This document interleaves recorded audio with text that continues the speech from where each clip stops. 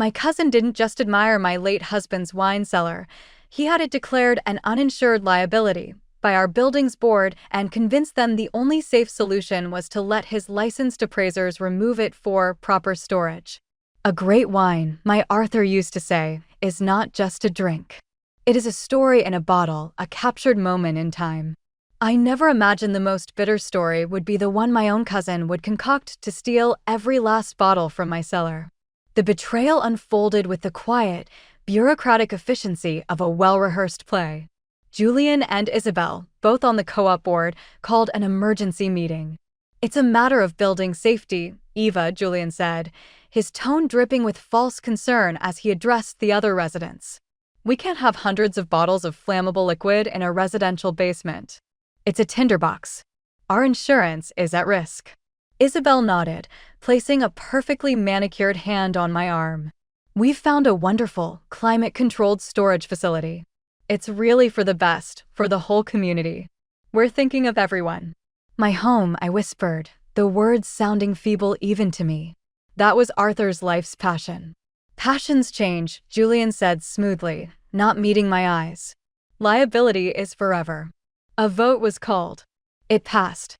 The next day, strangers in uniforms carted away 200 stories, 200 moments of Arthur's life. I stood in my empty cellar. The dust outlines of the missing bottles felt like ghostly wounds on the wooden racks. Mr. Dmitri Petrov arrived unannounced, bearing a small, perfect tart tatin. He took one look at my face and his own, usually a mask of professional calm, hardened into granite. "Julian," I managed to say, my voice cracking. "He has made a catastrophic error, Grace Evangeline," he said, his voice low and steady. "He stole more than wine." He opened his worn leather briefcase and pulled out a fragile, handwritten document. He stole a promise made long before he was born. It was a loan agreement, in French, between Arthur's grandfather and the Chateau Mouton Rothschild family. The 1945 bottles, the crown jewels of the collection, were a gratitude loan for saving their son from a wartime atrocity. They were to be returned to the vineyard upon the death of the last direct Rosenthal descendant. Me. "He has interfered with an international covenant," Mr. Petrov said, handing me his phone. On the screen was an email from a law firm in Bordeaux. "They are already preparing their case. And they do not lose." Our counterattack was a silent, two-pronged assault. I played my part, the grieving, defeated widow, while Mr. Petrov activated a transatlantic legal machine. The vineyard's lawyers, formidable and furious, descended. Simultaneously, I invited Isabel for tea, a hidden camera recording as she sipped and bragged about finally getting rid of Arthur's dusty old bottles and redecorating the penthouse with the proceeds. That recording found its way to the police, who raided the auction house just hours before the gavel fell. Cornered and facing ruin, Julian retaliated with a poison meant for my soul. He came to me with a forged letter, its script a clumsy imitation of Arthur's hand. It spoke of a true passion found in Paris, a mysterious woman who understood him, and a stifling marriage he endured. "Call off the dogs, Eva," he hissed, "or I'll send this to everyone at the conservatory. I'll make your perfect marriage a laughingstock." For a moment, the world went dark. But Mr. Petrov's hand was on my shoulder. "This is a lie, Grace Evangeline. Arthur adored you." We found Arthur's actual travel journals. The mysterious woman was the vineyard's elderly archivist. The stifling trips were a passionate, secret quest to document the history of the loaned wine for its eventual return. I turned the tables. I published an essay, "The Vintage of Trust," in a prestigious cultural magazine, telling the true story of Arthur's loyalty and the sordid greed that tried to destroy it. Julian and Isabel were eviscerated in the court of public opinion. The wine was returned. The French vineyard, in a breathtaking gesture, gifted me one bottle from the legendary case and established a scholarship in Arthur's name. Julian and Isabel were forced off the board and faced a slew of criminal charges. I sold the apartment, its rooms now echoing with a sadness I couldn't shake. I moved to a smaller place, filled with light and my music. The proceeds from the sale established the Arthur Rosenthal Fund, aiding elderly victims of financial fraud. They thought my love was a story they could rewrite. They thought my treasures were just objects. But a life in music teaches you that the most valuable notes are those of truth and loyalty. To anyone whose song is being silenced by betrayal, remember, you are the composer of your own life. Play on. And sometimes, the most beautiful melody is the one you compose from the broken notes others left behind. The quiet of my new apartment was a different kind of music. It wasn't the grand symphony of the old place with its echoing rooms and Arthur's booming laugh, but a delicate sonata, a melody for one, with space for my own thoughts.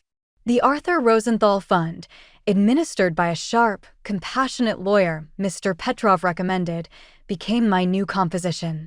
We called our clients, the elderly men and women who came to us frightened and ashamed, our fellows. Their stories were variations on a terrible theme, a forged signature, a misplaced trust, a greedy relative. Helping them write their final movements of justice was my new passion. But a bitter coda from the past was still waiting to be played.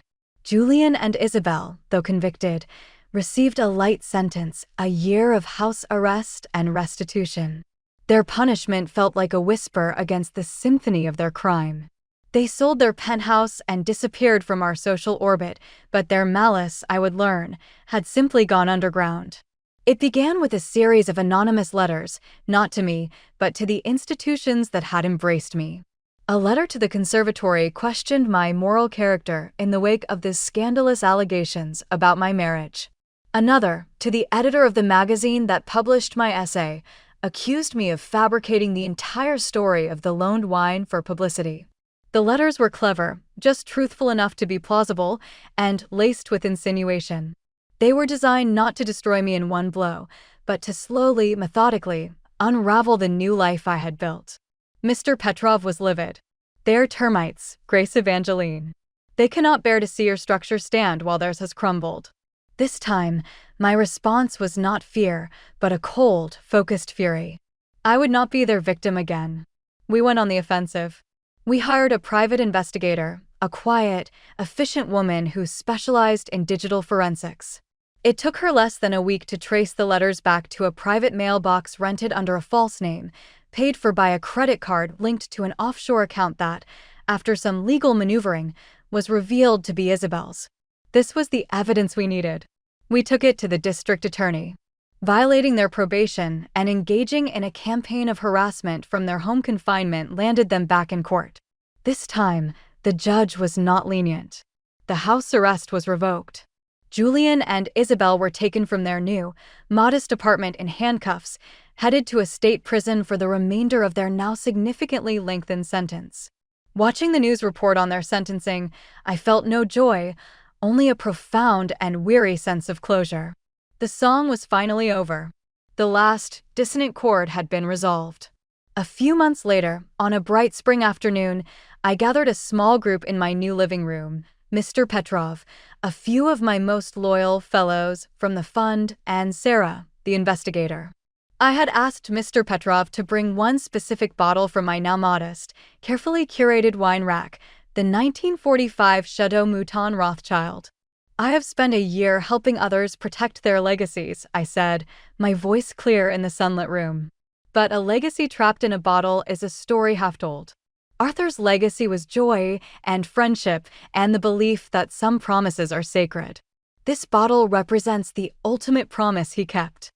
I think it's time we shared its story in the way it was always meant to be shared.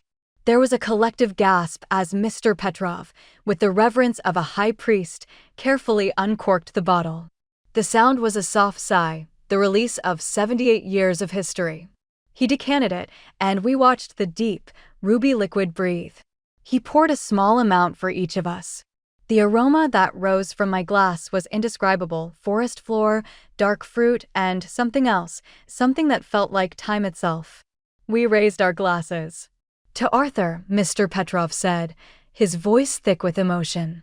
To promises kept, I added. We drank. The taste was a revelation. It was not just wine, it was a memory I had never lived, a history I had only been told, a love that had endured beyond the grave. It was the most beautiful, poignant note I had ever tasted. The room fell into a respectful silence, each of us lost in our own thoughts, connected by this shared, profound experience. The bottle was now empty, its story complete. My cousins were in prison, their poison finally neutralized. My work with the fund was my symphony. And as I looked around the room at the faces of my friends, I knew. The final movement of my life with Arthur had been played, not with a bang, but with the perfect, resonant silence that follows a masterpiece. The music had ended, but the melody lingered on.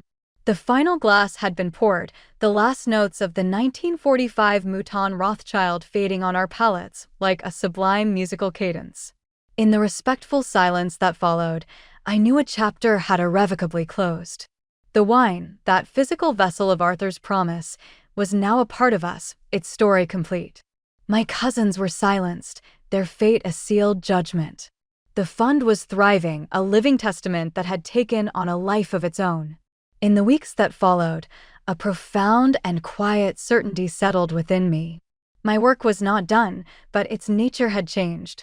I was no longer the wounded victim building a fortress, nor the vengeful avenger meting out justice. I had become a curator of legacies, including my own.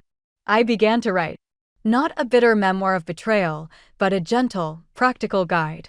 I called it The Rosenthal Protections, a layperson's guide to securing your legacy. Using the knowledge hard-won from my ordeal, I outlined clear, simple steps, how to create an unassailable inventory of valuables, the legal documents every person should have, the questions to ask before adding a name to a bank account. I wrote a chapter on the emotional provenance of heirlooms, urging people to record the stories behind the objects, making them legally and emotionally harder to steal. Mr. Petrov, now truly retired, became my first editor and most ardent supporter. "This, Grace Evangeline," he said, tapping the manuscript, "this is your magnum opus. This will outlive us all." The book was published by a small, prestigious press. It found its way into libraries, community centers, and the hands of lawyers and social workers. I began receiving letters again, but this time they were different. They were thank you notes. A woman in Ohio wrote that the guide had helped her protect her mother's porcelain collection from a predatory nephew.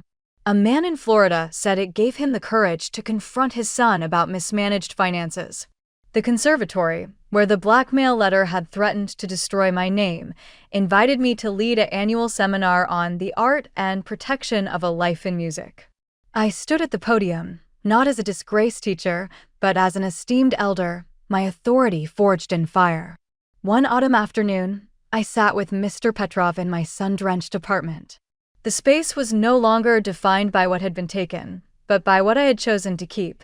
A few pieces of art that sparked joy, my grand piano, and a single, now empty bottle of 1945 Mouton Rothschild on the mantelpiece, a sculpture, a monument, a promise fulfilled. "It is finished, Dmitri," I said, not with sadness, but with contentment.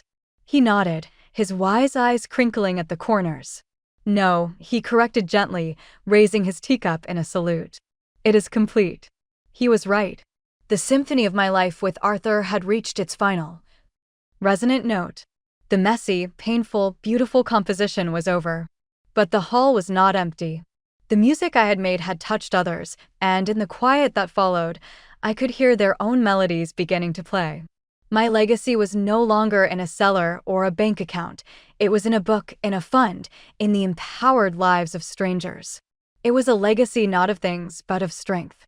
And that was a vintage that would only grow richer with time.